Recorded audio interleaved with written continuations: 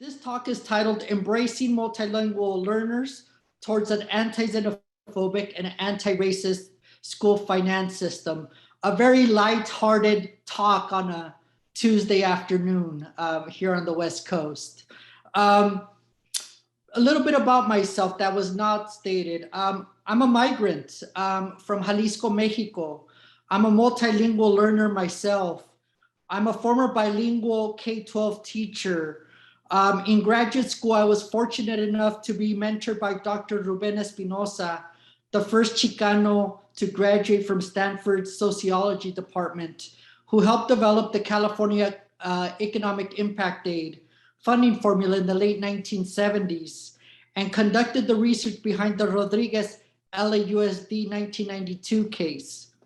I have worked in the area of school finance policy, among other areas of research, for the past 13 years, as Magali previously stated in my bio. Okay. This presentation builds on my previous scholarship, published or soon to be published. I am beginning to actually write a book on this topic as well. Given the scope of this talk, I would like to apologize ahead of time for a few things. One, if and when I omit or gloss over something that you find incredibly important, I apologize, and hopefully we can follow up in the Q&A, or please feel free to send me an email. And also, if you're expecting a legal or a political feasibility assessment today, given the time, that is not going to happen, but it will come soon after. So any conversations about that, I welcome. The purpose of the talk today is to make a broad scholarly argument about the needs to transform our school finance system. And I will use California as a case study, since I'm a visiting scholar at USC and LMU is kind enough to invite me today. California, with a particular emphasis on the Mexican-American Spanish-speaking community, which is a large community in California. We are living through a racial reckoning and juxtaposition with two diametrically opposed forces. The first one that has been brought forth by the Black Lives Matter movement, started in 2013 after the murder of teenager Trayvon Martin by a Florida white man. But Black Lives Matter gained worldwide recognition after the tragic death of George Floyd in the summer of 2020 by a white police officer. The juxtaposed force was reawakened by the election of Donald Trump as president of the United States in 2016. The Trump era has encouraged and emboldened racist and xenophobic behavior and rhetoric. It began immediately as he announced his candidacy, stating that Mexicans are bringing drugs, they're bringing crime, they're rapists and murderers. He later stated, why are we allowing all of these people from S-hole countries here? We should bring more people from places like Norway. Another example is the Charlottesville white supremacist rally, when he stated that there are fine people on both sides. Then on a nationally televised presidential debate, he refused to unequivocally denounce white supremacists and told them to stand down and stand by. Then we regrettably lived through the January 6, 2021 white supremacist domestic terrorist insurrection on the nation's capital on behalf of him. What creates an existential threat for white supremacists is the demographic shift that is occurring in America. This 2015 Pew Research Center graph shows the national race and ethnicity trends. The percentage of white population has decreased, while the non-white population has been increasing significantly, in particularly Latinos. For instance, whites made up 85% of the US population in 1960, 64% in 2010, and they are predicted to make up only 43% of the US population in 2060. It is predicted that the US will be a majority non-white population around 2040, in 20 years from now. Hopefully we will all be alive by then, so it's right around the corner. Now, California became a majority non-white population a long time ago, 20 years ago in 2020. So this is not new to California. The school-aged population trends are even more pronounced if we examine the K-12 public schools in California. The data show that almost 80% of the students are non-white, and over half of the total student population is Latinx, and less than a quarter are white. Yes, there are twice as many Latinx students than white students in California public schools.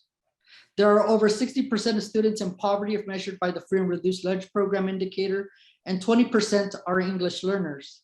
There are over 70 languages spoken in California schools, yet over 80% of ELs are Spanish speaking. Here are the demographic trends in LAUSD, the second largest school district in the country with over 600,000 students. Only 10% of the students are white. 90% are non-white, with 70% Latinx, 20% English learners, and of those, 92% are Spanish speaking.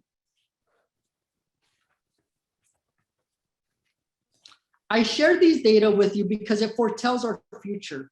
We have a racial reckoning moment that requires us to confront the racial legacies of our past, to reimagine our future. How does this relate to school finance? The field of school finance routinely engages the economic concept of efficiency, productivity, and liberty.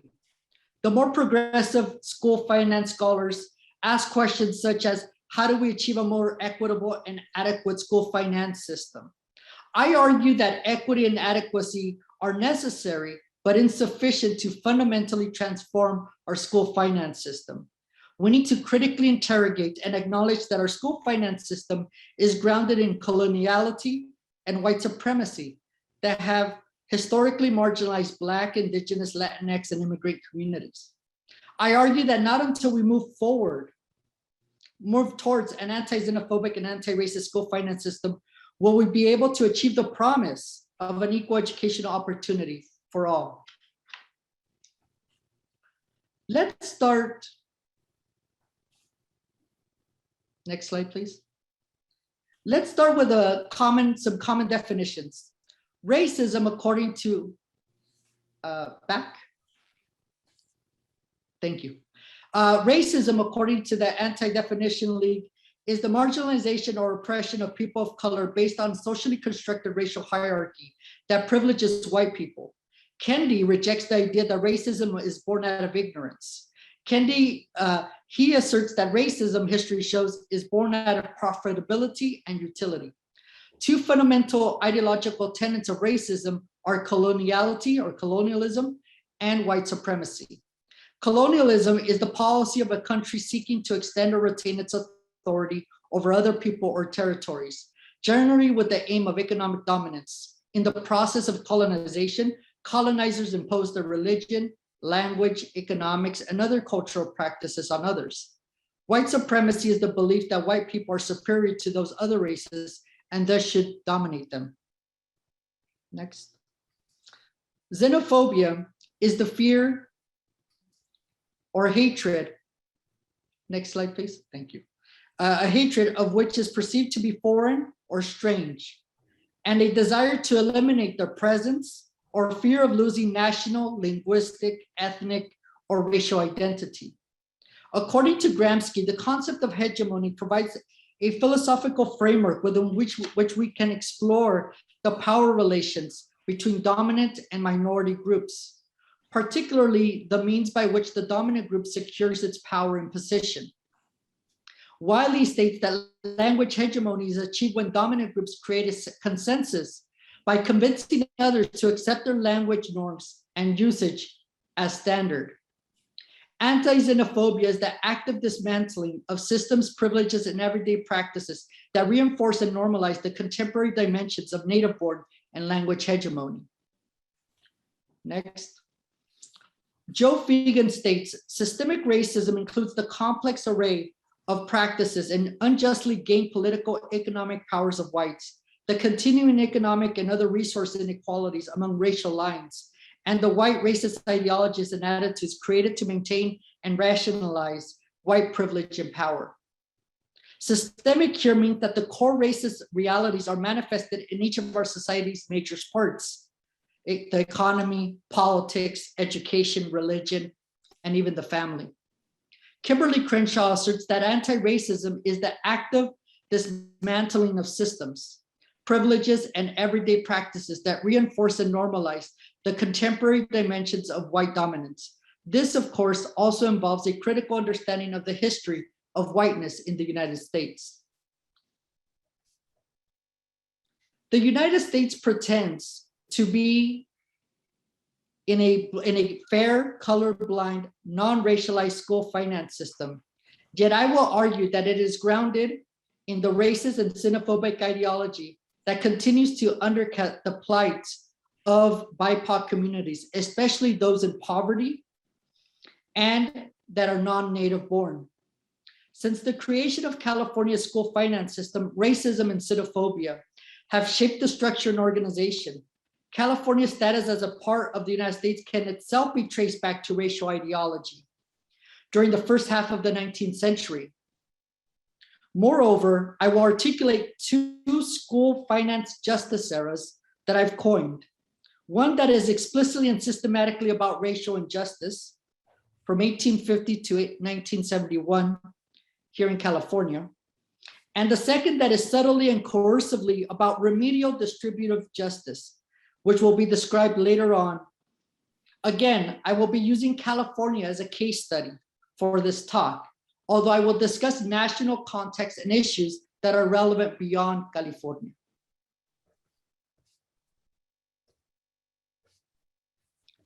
It is important to acknowledge that California existed before it was named California. The Native Americans, the Spanish, the Mexican rule, all had different eras that really emphasized different types of an educational system and a different type of rule, both in the California context and also in the New England context. Some similarities, yet some differences. I would like to highlight a couple things that happened in the New England context before I jump into California specific. The Massachusetts Act of 1647, which really created the foundation of a local property tax-based system of funding our schools, where localities were in charge of funding public education. And also the 10th Amendment of the United States, which reemphasized that in our United States Constitution, education is not guaranteed as a fundamental right, which will be discussed again later on. But issues of colonization, genocide, slavery, and assimilation are just some of the very few themes and issues that were prevalent during this time. At the end of the 1840s, the United States invaded Mexico. Mexico political leaders were forced to cede more than half of their nation's territory to those northern invaders. The cession of territory by the Mexican government at the conclusion of the war included the northern province of Alta California, that would eventually become the American state of California. The New York Herald drew on prevalent racial ideology among white commentators at the time by asserting that the Mexican people had Spanish, African, and Native American ancestry, and that because of this amalgamation of races, the United States would quickly conquer Mexico. Senator John Calhoun, for example, opposed forcibly taking large amounts of Mexico beyond what was taken, because the United States never dreamt of incorporating into the Union any other than the Caucasian race. To incorporate Mexico would be the very first instance of the kind of incorporating an Indian race. More than half of the Mexicans are Indian, and the other are composed chiefly of mixed tribes. And as he stated, "Our, sir, is the government of a white race." The future state of California was home to approximately 6,000 Mexican nationals who were given 1 year to relocate to Mexico or become American citizens. It is difficult to determine how many of those families chose to stay, but these families were promised that they would become full citizens with their personal and property rights to be respected. In the early years of the United States occupation of the land that would become California, white American policymakers used the creation of common schools and the policies that structured how these schools would be financed to further the racial projection they initiated by the invasion of California and claiming it as part of the United States. Starting in the early 1850s, California began funding its common schools with revenue from a statewide property tax. This is a marked difference from the New England version of a local property tax. So California actually started with a statewide property tax. Although the tax applied to all forms of wealth, not just real estate, biased assessment practices meant that it fell mostly heavily on large landowners, the ranchos owning Mexican families who became the United States citizens under the terms of the Treaty of Guadalupe Hidalgo. Between 1850 and 1870, many Mexican landowners in California confronted unfair taxing and assessment practices that were used by white immigrants to California to dispossess Mexicans of their land. According to one estimate, lands of identical value that were owned by Mexican residents were taxed at a rate of $1.50 per acre, while otherwise similar lands owned by whites were taxed at 20 cents an acre. In combination with other techniques, these practices helped ensure Mexican Americans, through legal defeats, fraud, and financial exhaustion, had all but wiped out as a land holding class in the southwestern United States by the early 1900s. Through 1910, the state of California continued to rely heavily on revenue from a statewide property tax to finance its schools. It was only after 1910, at the same time that the state lawmakers were also working on a construct of segregating schools for Mexican American children, that district level property tax began to assume a prominent role it long played in other states. So as the increase of the Mexican and Mexican American population, it got converted from a statewide property tax to one based on local property wealth. The early state leaders of California's public schools at the start of the American occupation also advanced a project of racial discrimination by restricting access to state revenue for common schools to children deemed white. Under the terms of the Treaty of Guadalupe, former Mexican nationals living in lands ceded to the United States were technically deemed white and considered American citizens. At the same time, American racial ideology cast Mexicans as a hybrid race, and many Mexican communities were not deemed white during this period. As Bottoms explains, Californios occupied an ambiguous position in the state's racial hierarchy. In 1855, policymakers changed state law to stipulate that state funds could only be provided to white pupils. Given American racial ideology, these provisions could be used to prevent children with Mexican ancestry from receiving access to education funding from the state. While it is impossible to determine precisely how many children with families from Mexico were counted as white or non-white, some lawmakers interpreted the law to mean that children with Mexican ancestry no longer received a share of state common school funding.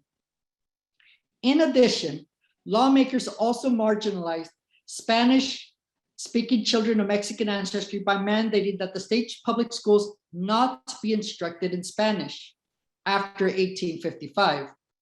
These policymakers viewed these early restrictions on state funding as necessary for the creation of a segregated school system for whites and non-whites, pupils, and in turn, the colonization of California. One commentator even described segregating schooling as the secret of Britain's success as a colonizing power.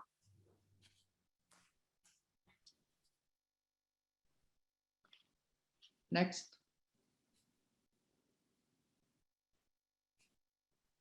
In the early 20th century, the population of the former Mexican province of Alta California increased dramatically. The Mexican American population of the state increased during and after the Mexican Revolution. Between 1910 and 1930, California's Mexican American populations grew from about 50,000 to over 350,000.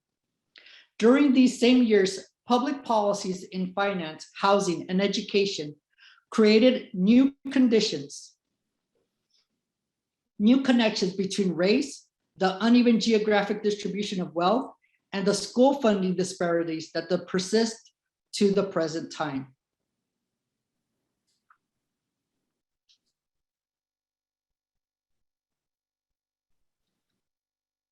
In the early decades of the 20th century, public finance reformers dissolved California's statewide property tax. Before 1910, the statewide property tax was designed to tax both tangible and intangible forms of wealth owned by both individuals and entities like banks and corporations.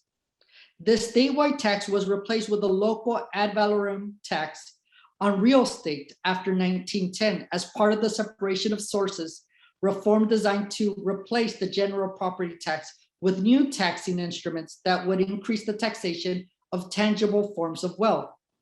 With this shift in public finance policies in the state, school districts in California increasingly turned towards district-level property taxes to generate revenue. At the same time that local property taxation supplanted California's statewide property tax, Mexican-American children attending California public schools were increasing and segregated by lawmakers, prompting Wallenberg to conclude that the Mexican-American children were by far the most segregated group in California public education by the end of the 1920s, something that we still see to this day. The growth of segregation for California's Mexican-American population during the 20th century was the direct result of a dense network of racist housing policies. One way policymakers manufactured residential segregation was through land use regulations like zoning. During the early 20th century, policymakers in California were among the first in the nation to use zoning policies to segregate space by excluding racialized groups. In 1917, the United States Supreme Court struck down explicit racial zoning plans, but policymakers across the nation continued to use public policies to segregate space through zoning ordinances that were facially race neutral, but in practice promoted segregated housing patterns. Even more directly, state and federal authorities and the Corrigan v. Buckley 1926 Supreme Court decision permitted the use of racially restricted convenience to enable segregation. Racially restricted convenience were written into the deed of a property. They stipulated that the property could never be sold or rented to a particular racial group. These conveniences often prevented Mexicans and Mexican Americans from purchasing or renting properties. Torres Roof points out that Mexican Americans were excluded from neighborhoods in LA, Orange, and Riverside counties. It was not until 1948 that the Supreme Court banned racially restrictive convenience, though even then attempts to enforce racial convenience continued until 1953. Starting in the 1930s, federal policies helped further engineer the segregation of Mexican Californians. Federal housing policies were particularly influential. During the New Deal, the Federal Homeowners Loan Corporation was created. HOLC provided low-interest mortgages to homeowners in neighborhoods that government officials did not consider hazardous. Hazardous neighborhoods were shaded red in the maps produced by HOLC. When rating neighborhoods and the presence of residents of color in a neighborhood prompted those same officials to classify a neighborhood as red and thus redlining it. Racially biased lending policies for borrowers of color, regardless of where they would purchase a property, racist real estate practices, and the perpetuation of violence against families who tried to move into white neighborhoods have been documented well. In combination with other federal housing, transportation, and federal assistance programs, suburban homeownership for white Americans was enabled and subsidized by the American government.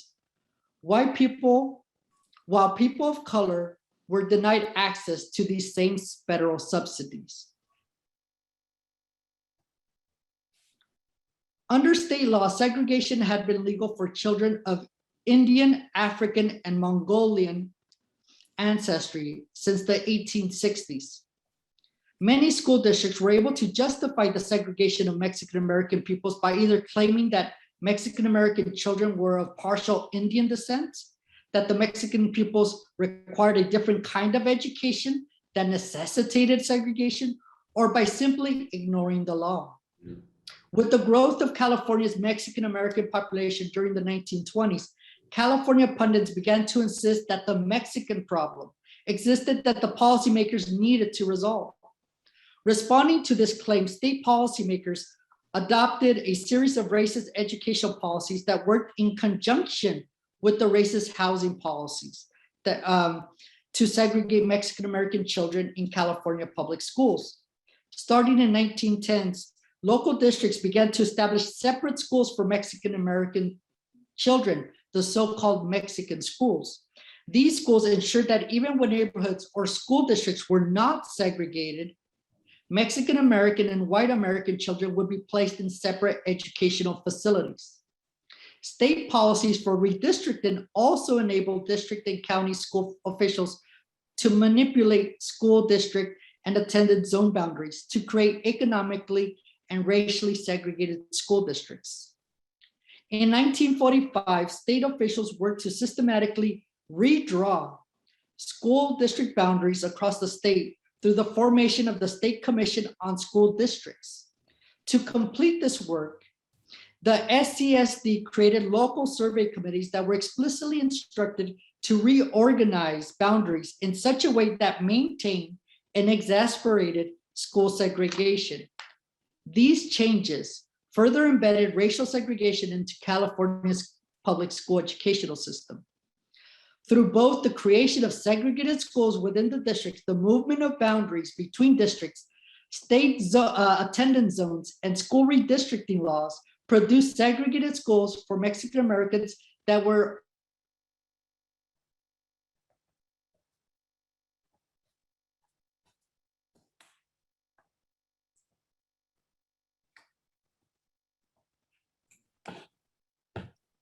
we may have lost Dr. Jimenez, and he's going to, we have a plan for this, so stay tuned. He will be. I think I am There back. he goes. There he goes. Okay.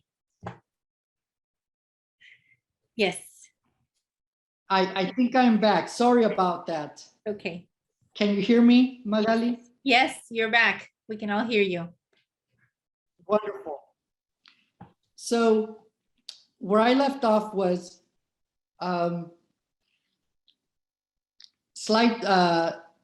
consequences of school funding for Mexican American communities slide. Thank you. Since the state had also increasingly turned down the creation of a finance system that connected poverty values with education funding, the schools attended by Mexican American children in California were characterized by their lack of resources in comparison to segregated schools for white American pupils. For example, these differences were manifested in the facilities of segregated Mexican American schools, which were often described as dilapidated and crumbling buildings during this period. The qualification of teachers in Mexican American schools were lower than that of white American schools, where teachers were paid higher salaries. In combination, the public policies that fostered the segregation of Mexican American students and changed the structure of school finance in California in the early 20th century created new connections. These segregated communities had lower tax base, forcing families to pay higher taxes to produce the same amount of revenue or even less than the same amount of revenue as wealthier communities. In turn, educational public finance policies connected this uneven distribution of children and property with educational resources through the reliance of policymakers on local taxes to generate revenue for the state's public education system. These policies related to housing, public finance, and education all had the cumulative effect of creating schools for Mexican American children that received substantially lower levels of funding and fewer educational opportunities than white American children.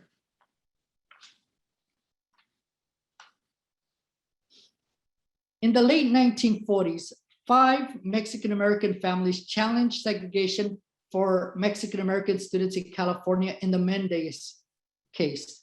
Even though the Mendez case banned segregated schools for Mexican-Americans, that did not mean that they were any less segregated or that the quality of education actually improved. Brown v. Board later outlawed de jure school segregation for all public schools. Many civil rights legislation was passed, as the Civil Rights Act, such as the Civil Rights Act of 1964, Voting Rights Act of 1965, the Fair Housing Act of 1968. The calls for equal education opportunity for Mexican Americans came to a climax in the 1960s. The year 1968 was pivotal in the Chicano community across the nation, and in particular in East Los Angeles, partly due to the walkouts which saw Chicano high school students walk out of the class in mass, demanding a higher quality of education. In addition, the federal government became more involved in public education through the 1965 Elementary and Secondary Education Act. This created federal funding for different initiatives such as students in poverty through Title I, bilingual education through Title VII. There were several court cases that advocated for language rights of students, such as Lau, the Equal Education Opportunity Act, and Castellanos as well.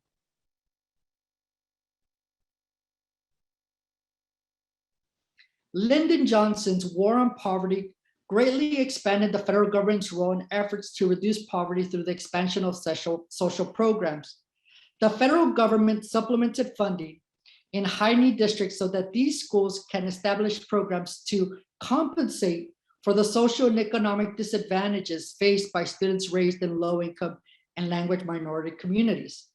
However, although well-meaning, these initiatives viewed students of color and multilingual students as culturally, linguistically, or environmentally deficient. Thus, funds were provided to remediate, compensate, and assimilate. The remedies are typically of inferior quality and rigor, which helps institutionalize an achievement gap. While these federal education programs have expanded, they do so with a broader society that has failed to truly grapple with inequality, and instead lays more and more responsibility upon schools to remediate the dysfunction of the greater economic system. This has ingrained a deficit model into school funding reforms, with the ever-growing expectation that schools will fix the wider injustices of society. Too often, bad neighborhoods or broken families or bad schools are seen as the locus of disadvantage rather than the broader economic failures or system that limit opportunity for so many.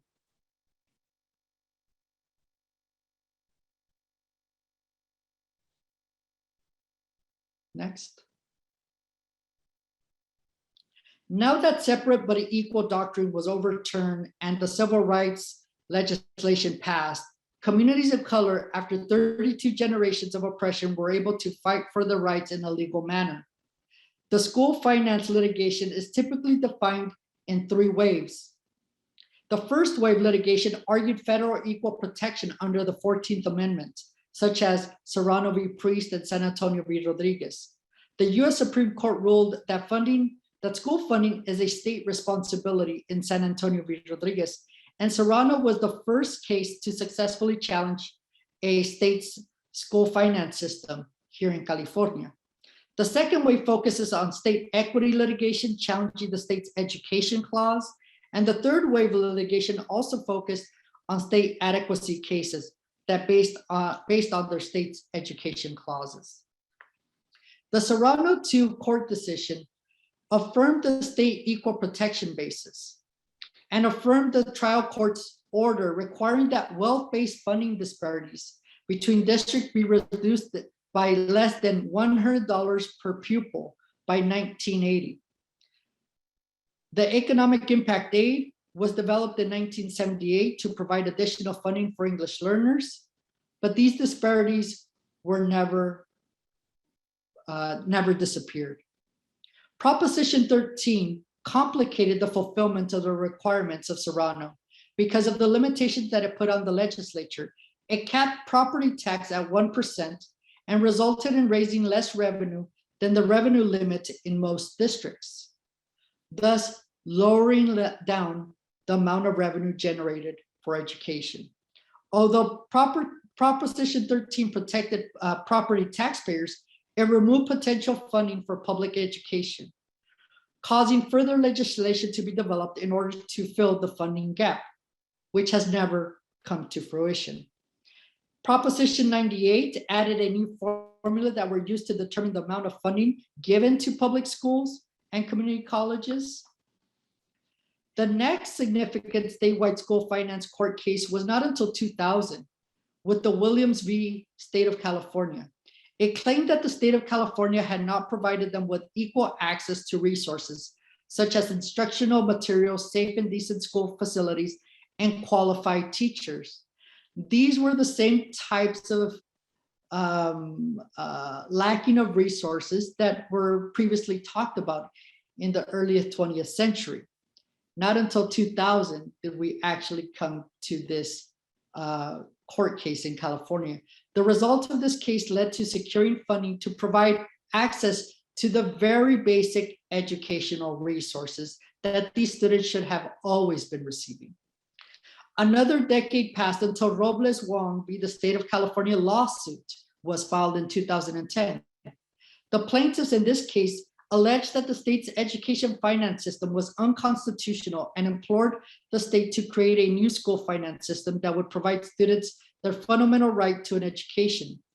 However, the Supreme Court declined to review, the California Supreme Court declined to review the appellate court decisions in 2016, which stated that there was no state constitutional guarantee regarding a specific quality of education. That was here in California. California fundamentally reformed its school funding mechanism via the local control funding formula in 2013-14. The intent of this policy was to provide funds to school districts that are deemed high need. In particular, targeted categories included low-income children, foster youth, and English learners. The LCFF also comes with the provision that parents, community members, employees, and educators develop local control accountability plans. However, according to the Public Policy Institute of California, a report published by CEEL, and also a special issue that I co-edited in 2019, has shown many of the shortcomings of this new funding formula in California. In 2020, Proposition 15 was put on the California ballot and narrowly failed. This proposition would have required school buildings to be reassessed for tax purposes at least every 3 years. This would have, in part, rescinded Prop 13. There was unquestionably bad timing because it was in the middle of the COVID pandemic, the economic crisis, but it was disappointing that we could not have increased the level of funding or revenue generated for California children. And lastly, the COVID pandemic has shown inequity regarding school funding have been increasing. The Kayla case shows that the resources for students to access emergency distance learning content and resources, there's a huge gap between those students, Black and Latinx students, and those more affluent white students. Next. Now,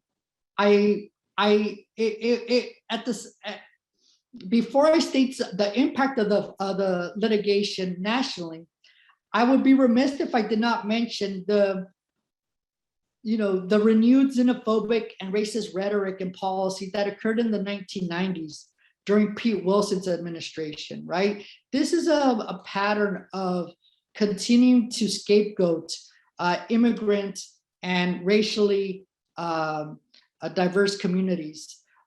This coincided with the influx of the Mexican and Central American immigrants, particularly undocumented families and children, to the state of California.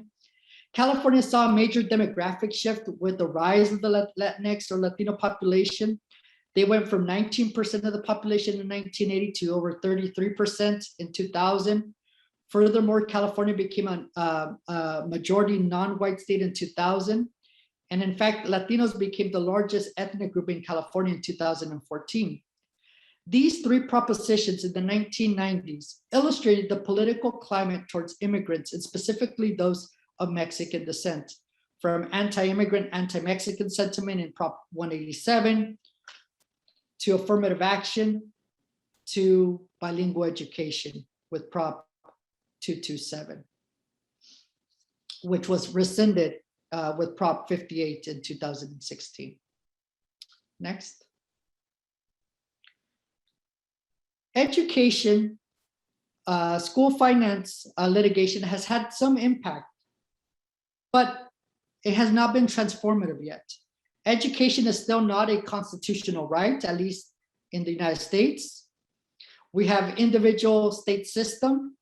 California went from 5th to 46th in funding after the Prop 13 passage and other measures.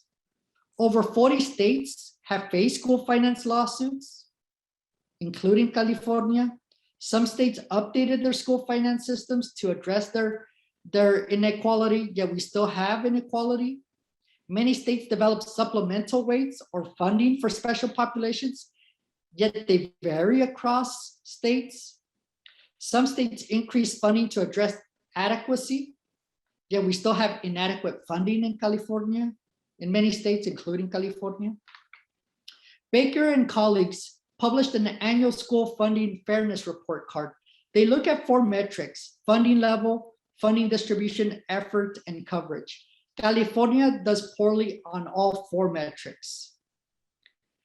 Although this analysis does not take into account race or language when determining fairness, only poverty. Next.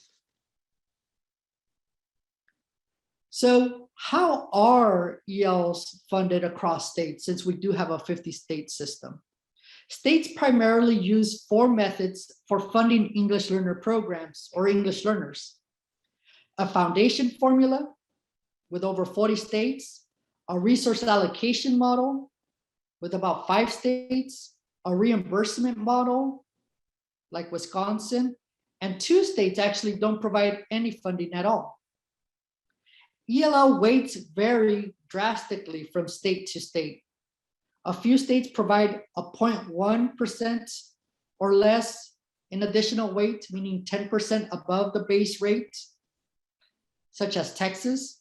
Most states provide between 20 and 50% additional. This includes California.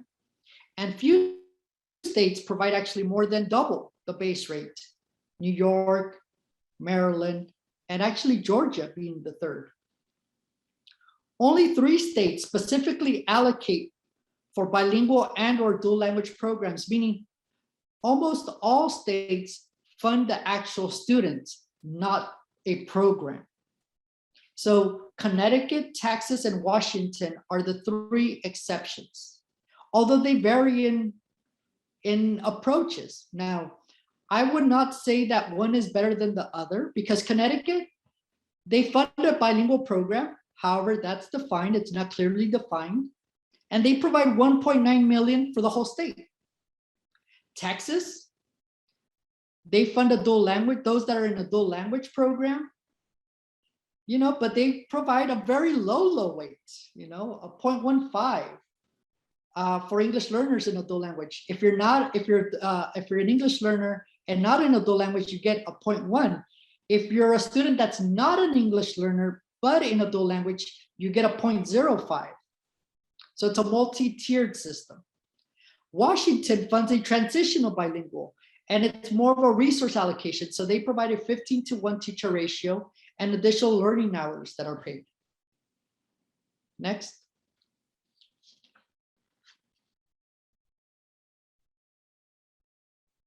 Next. Thank you. So what do we know about the current ELL school finance research? ELs are inequitably funded. ELs are inadequately funded. Higher performing schools with a high portion of English learners expend more money than lower performing schools. Personnel matters, facilities matters, and funding matters. The misuse of funds and inappropriate use of funds are pretty common and rampant, such as test prep and other remedial types of programs. The higher the federal investment has shown to be corresponding to a lower local and state contributions, meaning the more the feds kick in, the less the state feels responsible by omission or commission. And there's also higher leverage practices that should be considered. Class size reductions, enriched curriculum, high quality teachers, parent engagement, ongoing professional development, ongoing assessment. Next. So a transformative justice paradigm in school finance requires fundamental rethinking of how we fund public schools at the federal, state, and local levels to serve the most vulnerable populations. A transformative justice system is a combination of structural justice, asset-based distributive justice, and dignitary procedural justice. Each component will be briefly described. Structural justice. From a transformative justice perspective, education funding cannot be considered in isolation from the broader social political context. In the United States, the tradition is that education is supposed to be the great equalizer. However, our country's history has shown that schools have instead reflected, if not perpetrated, or at least failed to interrupt the injustices found in society at large. A transformative justice approach to school funding would require addressing the broader economic and political structural inequalities to give rise to our inequitable school system. Asking a school funding system to correct the roots of social inequality more broadly is a tall order. What role can school funding play in such a project? How can school funding lead to a more just system? The next, asset-based distributive justice. It is important to make clear that distributive justice, meaning additional funds, is important, but it loses its effectiveness when framed from a remedial mindset. Nor is it the only factor. Distributive justice with an asset-based perspective is needed, but insufficient to transform our school finance system. Thus, a distributive base that based on linguistic and cultural capital to build on students' strengths. Dignitary procedural justice. Procedural justice pertains to the mechanisms or procedures involved in the exchange or allocations of resources, rights, obligations, rewards. In contrast to distributive justice, which concerns the fairness of a given outcome distribution, procedural justice concerns the fairness of the process of how the distribution was arrived. In the case of school finance, the justness is the distribution of funding will depend on factors beyond justness of the allocation. Scholars of procedural justice have thought about 4 different procedural ways for a just system. First, stakeholders to school financing decisions must have a voice. Concerned parties must have a way to express these concerns and participate in the decision-making process. Second, throughout the process, all stakeholders must be treated with dignity and respect. Third, decisions must be made in an unbiased and transparent manner. Fourth, those holding decision-making authority must be trustworthy in their concern for the well-being of the impacted parties. A central feature of a procedural justice is the importance of dignity. Funding allocations must be determined through relations in which everyone is recognized as moral and social equals. We could stay in this slide, if you don't mind. So, pillars of an anti-racist, anti-xenophobic school finance system: race and ethnicity and immigration and language must be centralized, not at the margins. It must be focused on dismantling privileges, practices, and policies that reinforce and normalize white supremacy, xenophobia, linguistic hegemony. It's multidimensional, right? It's not just about school. It's about those out of school factors, our economic practices, our social fabric. It's interdisciplinary, meaning it's not just the economists that are going to solve the problem. It's not just educators that are going to solve the problem. It needs to be conducted in an interdisciplinary way. And it must include that transformative justice that was described. So I will end this presentation with some recommendations, starting at the federal level. Make education a constitutional right. Right now, we have a 50-state system that inherently produces variance and inequity across states. Reauthorize ESSA to be more asset-based, promote enrichment, multilingualism, and multiculturalism, and increase overall federal funding. But again, from an asset-based perspective, that is targeted and significant towards traditionally marginalized populations. Next, state policies. Develop opportunity and outcome-based standards and benchmarks to measure equity and adequacy. Focus on traditionally marginalized communities. So it's not just the outcomes, it's not just the resources, but it's what opportunities are provided, especially for those that are most marginalized. Create state oversight funding model. Right now, we have a lack of transparency, a lack of accountability, even with the new LCFF funding model. Third, create diversified and reliable revenue streams to fund public education, including facilities. Right now, facilities are left primarily or exclusively to the localities. And right now, although we're becoming more of a state-based society, we need to develop a more diversified streams that could be sustainable so that when there is an economic crisis, we could still maintain a high quality educational program. Eliminate hold harmlesses that have privileged affluent white communities. For example, hold harmlesses are those political compromises that have determined that certain districts will not receive less than they were receiving at a certain point, even when a change occurred that would lower their base rate. Increase overall funding targeting low wealth segregated communities. Desegregation efforts. And 6, provide guidelines to ELAs with civil rights, evidence, and innovative-based practices that are asset-based to hold districts accountable and to support the districts. Because much of the time, especially with LCFF, districts are given a task. And even when they're giving some additional funding, it's not sufficient amount of funding, but nor are they really provided professional development to actually develop the skill set and the knowledge base on how to reallocate funds. And lastly, at the local level, intra-district and school level equity, quality, transparency, and accountability, such as teachers and leaders, class sizes, course materials, all of these things need to be taken into account, not just across district, but within districts. So many times when funding is allocated, it is given at the district level, but then we need to make sure that those districts are then reallocating them equitably to those schools and students that need them the most. Provide ongoing professional development in anti-racist and anti-xenophobic policies and procedures, and also how to reallocate or resource allocations. I think we need to focus on desegregation efforts.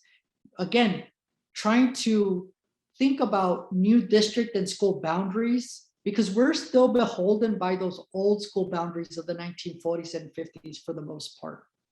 Civic engagement is incredibly important. Community members, parents, and students, that's authentic. And that is, again, from a dignity-based perspective. And again, we need to think about an asset-based perspective in all realms, from policies, programs, and curriculums at the local level. And with that, I'll end my presentation.